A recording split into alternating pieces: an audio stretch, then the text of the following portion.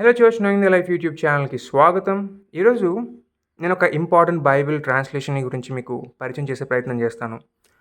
మీరు ఒకవేళ చిన్న పిల్లల్ని కలిగి ఉన్నట్లయితే లెట్ అస్ సే 3 ఏళ్ళు, 4 ఏళ్ళు, 5 ఏళ్ళు, 6 ఏళ్ళు ఉండేటటువంటి పిల్లలు మీకున్నట్లయితే, వాళ్ళు బైబిల్ చదవాలని మీరు కోరుకున్నట్లయితే, మామూలు బైబిల్స్ వాళ్ళకిచ్చినప్పుడు వాళ్ళకి అర్థం కావు. కారణం ఏంటంటే, మామూలు బైబిల్స్‌లో చాలా పెద్ద పెద్ద పదాలుంటాయి. అలాగే చాలా పొడుగు పొడుగు లైన్‌లుంటాయి. వాటిని అర్థం చేసుకోవడం అనేది చాలా కష్టం వాళ్ళకి.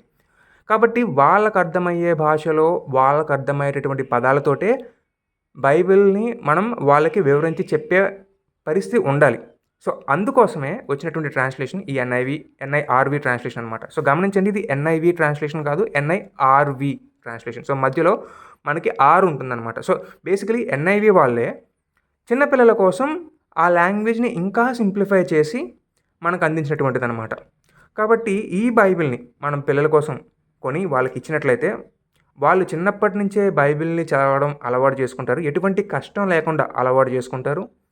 2 వాళ్ళు, వాళ్ళు ఎదిగిన తర్వాత పెద్ద కష్టంగా ఉండదు పెద్ద పెద్ద బైబిల్స్‌ని చదవడానికి కూడా. సో, చిన్నప్పటి నుంచే మనం షేప్ చేయడానికి ఒక అవకాశాన్ని మనకి ఇచ్చేందుకు ఈ యొక్క బైబిల్ ట్రాన్స్‌లేషన్ అనేది మన దగ్గరికొచ్చింది. కాబట్టి ఈ ట్రాన్స్‌లేషన్ గురించి మీకు సింపుల్‌గా చెప్తా. 2 అడ్వాంటేజెస్ ఉన్నాయి. ఒకటి, కఠినమైన పదాల్ని చాలా సులభతరంగా చెప్తారు. 2, పొడుగైన సెంటెన్సెస్‌ని చిన్న చిన్న సెంటెన్సెస్‌గా చేసి చెప్తారనమాట. సో, ఒక పొడుగైన సెంటెన్స్ ఉందనంటే, దాన్ని చిన్న చిన్న సెంటెన్సెస్‌గా 2, 3 సెంటెన్సెస్‌గా డివైడ్ చేసి చెప్పడం వల్ల ఆ ఐడియా అనేది మిస్ కాకుండా ఉంటుందనమాట.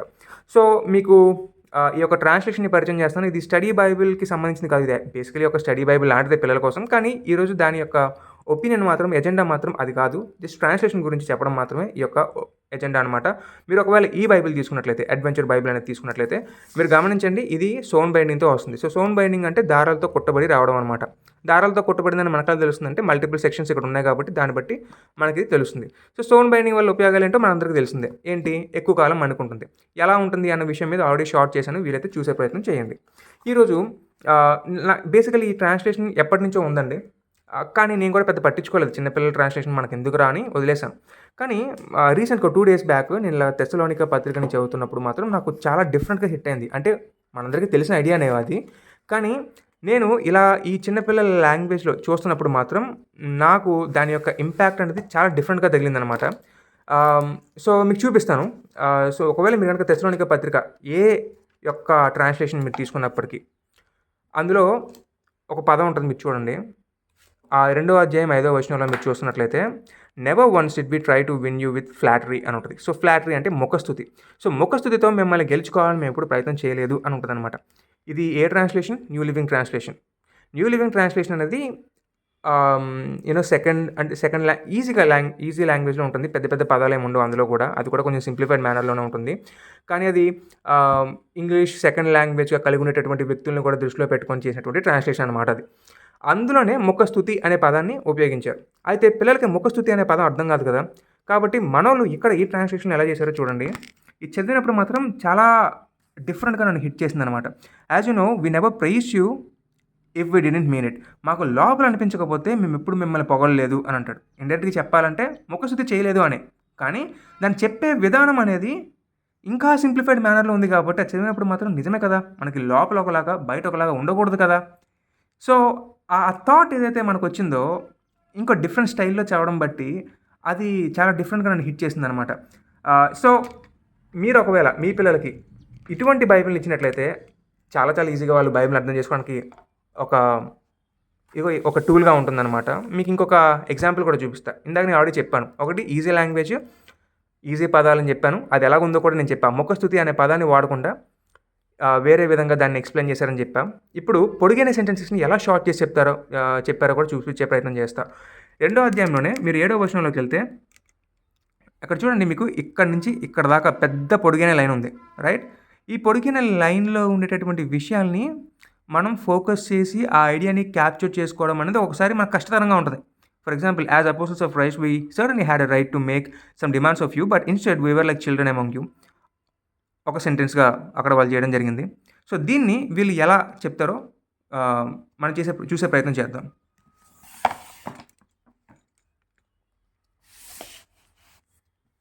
అంత పెద్ద లైన్‌ని వీళ్ళేం చేశారు? ఎక్కడి నుంచి స్టార్ట్ అవుతుంది చూడండి. Yet as Christ apostles we could have used our authority, but instead we were like young children when we were with you. So 2 సెంటెన్సెస్గా దాన్ని బ్రేక్ చేశారు. సో న్యూ లివింగ్ ట్రాన్స్లేషన్లో ఒకే సెంటెన్స్గా ఉన్నదాన్ని 2 సెంటెన్స్గా ఇక్కడ బ్రేక్ చేశారు. సో ఇలా చేయడం బట్టి ఏమవుతుందంటే ఐడియాని ఫాలో అవ్వడం చాలా ఈజీగా ఉంటుందన్నమాట. సో ఈ ట్రాన్స్లేషన్ ఒకవేళ మీరు ఎప్పుడు కనుక కన్సిడర్ చేయకపోయినట్లయితే కన్సిడర్ చేయండి. మీరు కూడా దీన్ని చదివే ప్రయత్నం చేయండి. ఎందుకంటే స్కాలర్స్ కూడా పెద్ద స్కాలర్స్, గ్రీకు, హీబ్రూ తెలిసినటువంటి స్కాలర్స్ కూడా అప్పుడప్పుడు మెసేజ్ అనేటటువంటి ఒక ట్రాన్స్లేషన్ వాడతారు. ఇప్పుడు నేను చూపించిన న్యూ లివింగ్ ట్రాన్స్లేషన్ కూడా వాళ్ళు వాడతారు. ఏంటంటే పెద్ద ట్రాన్స్లేషన్స్ మనం వాడుతున్నప్పుడు కేజేవి కానీ, ఎన్కేజేవి కానీ, ఈఎస్వి కానీ అటువంటి కష్టతరమైనటువంటి లాంగ్వేజెస్ బైబిల్స్ని వాడుతున్నప్పుడు బైబిల్ స్టడీకి చాలా బాగా హెల్ప్ అవుతుంది. కానీ డివోషనల్గా మనకి హెల్ప్ చేసుకోవాలనుకునేటప్పుడు, లేదంటే అసలు బేసిక్ కోర్ మెసేజ్ ఏంటో మనం అర్థం చేసుకోవాలి అనుకునేటప్పుడు సింప్లిఫైడ్ లాంగ్వేజ్లో ఉన్న బైబిల్స్ని అర్థం చేసుకోవడం అనేది చాలా ఇంపార్టెంట్. సో పెద్ద స్కాలర్స్ లాంటి వాళ్ళే మెసేజ్ లాంటి పారాఫ్రేషన్ చదువుతున్నారు, న్యూ లివింగ్ ట్రాన్స్లేషన్ లాంటి దాన్ని పడుకునే ముందు చదువుతున్నారు ఐడియా తెలుసుకోవడం కోసం.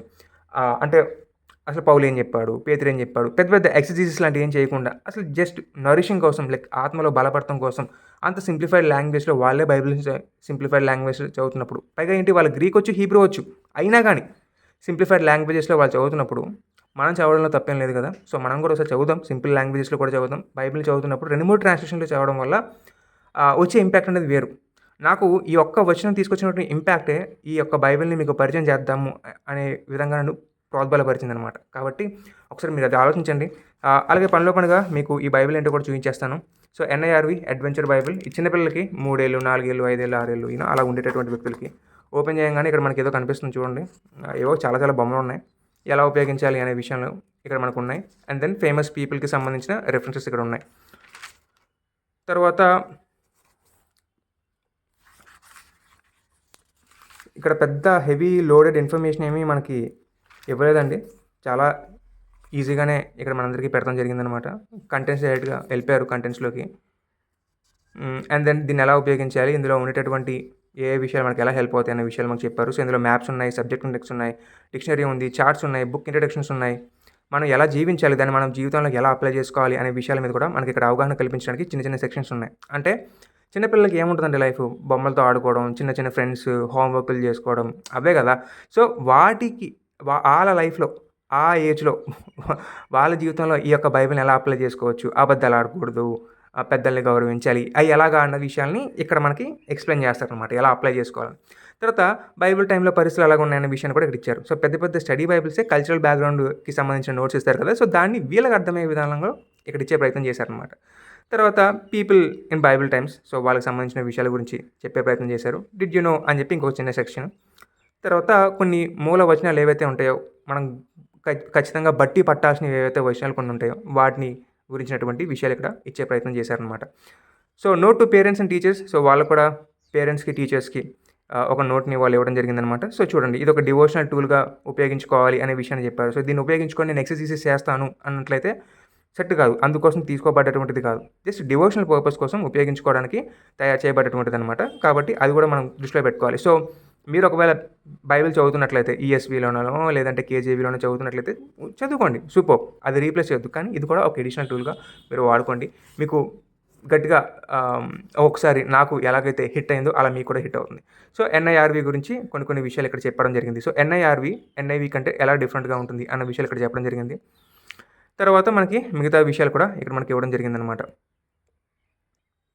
సో ఇక్కడ మనకి ఈ యొక్క ఇంట్రడక్షన్ని చూస్తే మనకు చాలా విషయాలు అర్థమవుతాయి. సో ఇది ఎవరి కోసం తయారు చేయబడింది అని అంటే, ఎవరైతే ఇంగ్లీష్ అర్థం చేసుకోవడానికి చాలా కష్టతరంగా ఉంటుందో వాళ్ళ కోసం తయారు చేయబడింది. అలాగే సెకండ్ లాంగ్వేజ్ ఇంగ్లీష్ కలిగి ఉన్నటువంటి వ్యక్తుల కోసం కూడా తయారు చేయబడింది. అంటే భారతదేశంలో మనం ఎప్పుడు కూడా ఇంగ్లీష్ని మదర్ టంగ్గా వాడడం కాబట్టి మనకి ఇది సెకండ్ లాంగ్వేజ్ ఇంగ్లీష్. సో మనలాంటి వాళ్ళ కోసం కూడా తయారు చేయబడింది. సో నాకు ఎన్ఐవితో వచ్చే పెద్ద ప్రాబ్లం ఏంటంటే, వాళ్ళు కొన్నిసార్లు మార్కెటింగ్లో చాలా మిస్టేక్స్ చేస్తూ ఉంటారనమాట. సో ఇన్స్టెడ్ ఆఫ్ దీన్ని ప్రమోట్ చేసినప్పుడు మాత్రం చిన్నపిల్లలకని బాగా ప్రమోట్ చేస్తారు, కానీ ఉద్దేశం మాత్రం పెద్దవాళ్ళు కూడా ఉపయోగించుకోవచ్చు అనేటటువంటి విధానాల్లోనే ఈ ట్రాన్స్లేషన్ జరిగింది. ఈ ట్రాన్స్లేషన్ చేసిన వాళ్ళు ఎన్ఐవి ట్రాన్స్లేషన్స్లో ఉండేటటువంటి వాళ్ళు కాదు, కానీ వేరే వాళ్ళు, కానీ సేమ్ టీంలో ఉండేటటువంటి వ్యక్తులు అనమాట.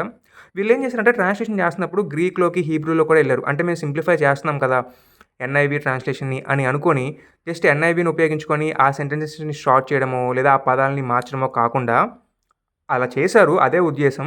కానీ అలా చేస్తున్నప్పుడు మళ్ళీ గ్రీక్లోకి, హీబ్రూలోకి వెళ్ళి చెక్ చేసే ప్రయత్నం కూడా చేశారు. ఇందులో కొంచెం యూనిఫార్మిటీని మెయింటైన్ చేయడం కోసం ఏం చేశారంటే, ఫర్ ఎగ్జాంపుల్ రివర్ అని ఉండే చోట కొన్నిసార్లు అది యూఫ్రటీస్ నదికి సంబంధించింది అయి ఉంటుందన్నమాట. సో నది అనే పదం ఉన్నప్పుడు యూజువల్లీ మనం బైబిల్ కాంటెక్స్ట్ చూసినప్పుడు అది యూఫ్రటీస్ నది అయి ఉంటుంది. సో అప్పుడు ఏం చేస్తారంటే నది అని పెట్టకుండా అది యూఫ్రటీస్ నది గురించి మాట్లాడుతుంది కాబట్టి యూఫ్రటీస్ నది అని ట్రాన్స్లేషన్ చేశారనమాట. సో అలా కొన్ని హార్మోనియస్గా స్మూత్గా ఫ్లో అయ్యే విధంగా ఈ యొక్క బైబిల్ ట్రాన్స్లేషన్స్లో కొన్ని చాయిసెస్ని వీళ్ళు చేస్తున్నారనమాట. అయితే ఎన్ఐవికి ఉండేటటువంటి పెద్ద క్రిటిసిజం ఏంటంటే న్యూ టెక్స్ట్లు ఏవైతే ఉంటాయో, గ్రీక్ ప్రతులు ఏవైతే ఉంటాయో అందులో మనకు కనపడినటువంటి కొన్ని వచనాలు ఏవైతే ఉంటాయో వాటిని ట్రాన్స్లేషన్ చేయలే. సో ఎన్ఐవికి అండ్ దెన్ మోడర్న్ స్కాలర్షిప్లో మోడర్న్ ట్రాన్స్లేషన్స్, అలాగే కేజేవి, ఎన్కేజేవి లాంటి బైబిల్స్ని పక్కన పెట్టి చూసుకున్నట్లయితే మోడర్న్ ట్రాన్స్లేషన్స్లో కొన్ని పదాలు కొన్ని వాక్యాలు ఉండవు అనమాట. ఎందుకంటే ఓల్డెస్ట్ గ్రీక్ ట్రాన్స్లేషన్లో అవి లేవు అన్న విషయాలు మనకు తెలిసింది కాబట్టి వాటిని యాడ్ చేయలే. సో దాని మీద చాలా పెద్ద కాంట్రవర్సీ కూడా ఉందన్నమాట. కాంట్రవర్సీ అంటే స్కాలర్షిప్లో కాంట్రవర్సీ కాదు, లే పీపుల్లో కాంట్రవర్సీ అనమాట. సో అందుకోసం ఎన్ఐవి వాక్యాన్ని మార్చేస్తుంది, ఎన్ఐవిలో వాక్యాలు లేవు, ఎన్ఐవి సరైన ట్రాన్స్లేషన్ కాదు, మనం ఖచ్చితంగా కేజేవీనే వాడాలి అనేటటువంటి ఒక మూవ్మెంట్ కూడా వచ్చింది. సో అది దృష్టిలో పెట్టుకొని చూసినప్పుడు కొన్ని వాక్యాలని వాళ్ళు ఎలా హ్యాండిల్ చేశారు అన్న విషయాన్ని ఇక్కడ ఎక్స్ప్లెయిన్ చేస్తూ ఏ వాక్యాలు మనకి కనిపించవో ఓల్డ్ టెస్ట్ పాత ప్రతులలో వాటి యొక్క లిస్ట్ని కూడా ఇక్కడ వీళ్ళు ఇవ్వడం జరిగిందనమాట. సో నెక్స్ట్ మనం ముందుకెళ్తే వెరీ సింపుల్ అండి, ఏం లేదు, ఇంట్రడక్షన్ ఉంటుందన్నమాట. ఒక పేజే ఉంటుంది, ఇందులో పెద్దగా ఏం ఉండదు. ఎవరు రాశారు, ఎందుకు రాశారు, ఏం నేర్చుకోవచ్చు అనే విషయాలు రాస్తూ ఒక లైన్లో ఎక్స్ప్లెయిన్ చేస్తూ కొన్ని స్టోరీస్ని ఇక్కడ వీళ్ళు వివరించే ప్రయత్నం చేశారు. సో పిల్లలకి స్టోరీస్ అంటే ఇష్టం కాబట్టి స్టార్టింగ్లోనే కొన్ని స్టోరీస్ని వీళ్ళు ఇక్కడ మెన్షన్ చేసే ప్రయత్నం చేశారు.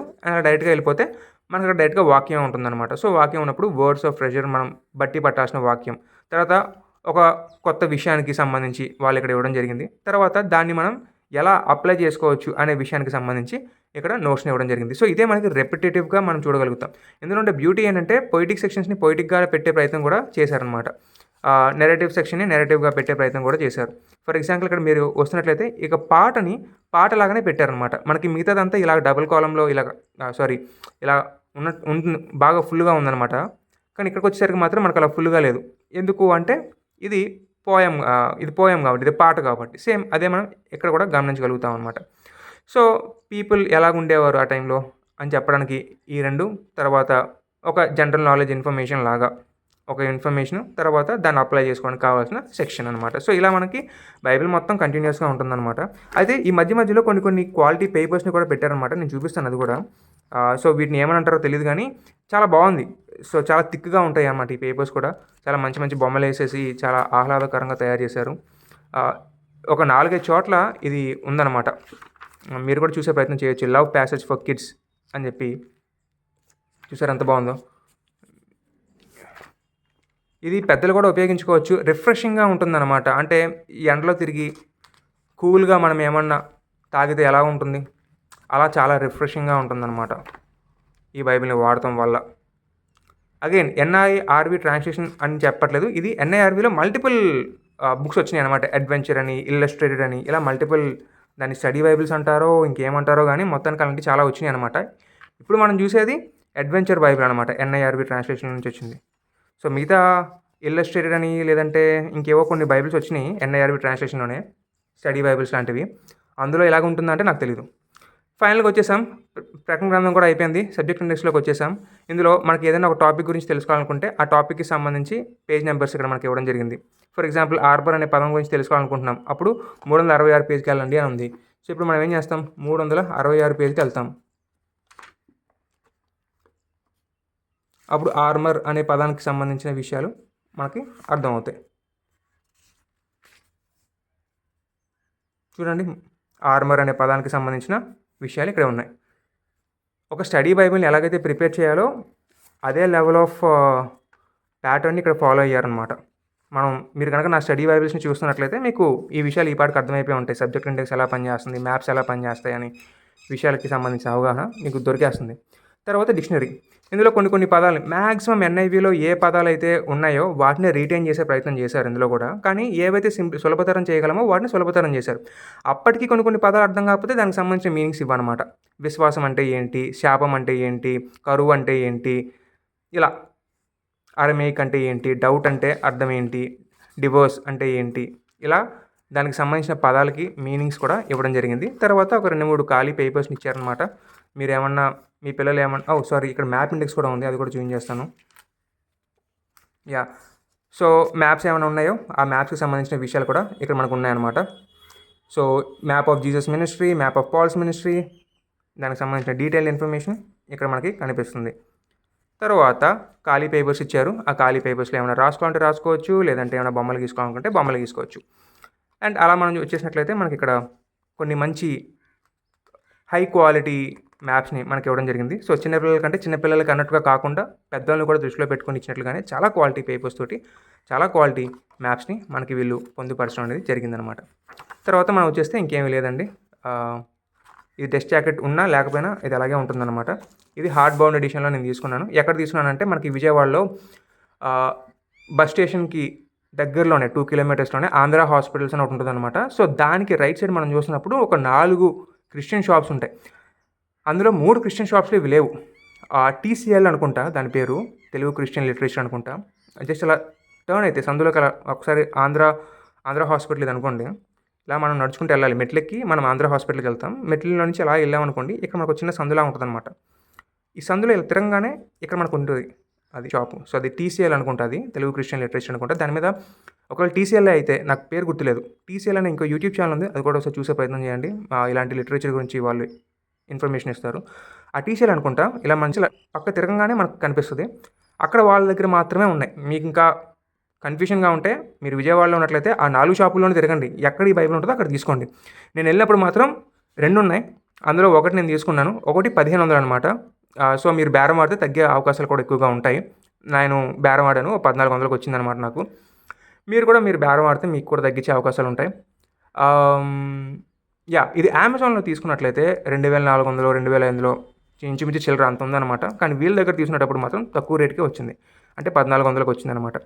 సో మేబీ మీకు ఇటువంటి ఛాన్స్ ఉంటే ఖచ్చితంగా తీసుకోండి. ఎందుకంటే మీరు మీకోసం ఇన్వెస్ట్ చేయట్లేదు, మీ పిల్లల కోసం, మీ పిల్లల యొక్క భవిష్యత్తు కోసం ఇన్వెస్ట్ చేస్తున్నారు. కాబట్టి 1400కి వచ్చినా కానీ అది చీప్, అది కాస్ట్లీ అని మీరు అనుకోకుండా మీరు ఖచ్చితంగా ఇన్వెస్ట్ చేసే ప్రయత్నం చేయండి. వాళ్ళని చదివేలాగా ప్రోద్బలపరచండి. సో మనకి టూల్స్ ఉన్నాయి, ఇప్పుడు పిల్లలకి నేర్పించగలిగేటటువంటి టూల్స్ ఉన్నాయి. కాబట్టి ఆ టూల్స్ని మీరు వినియోగించుకోండి ఖచ్చితంగా. That's all. Have a great day. Bye.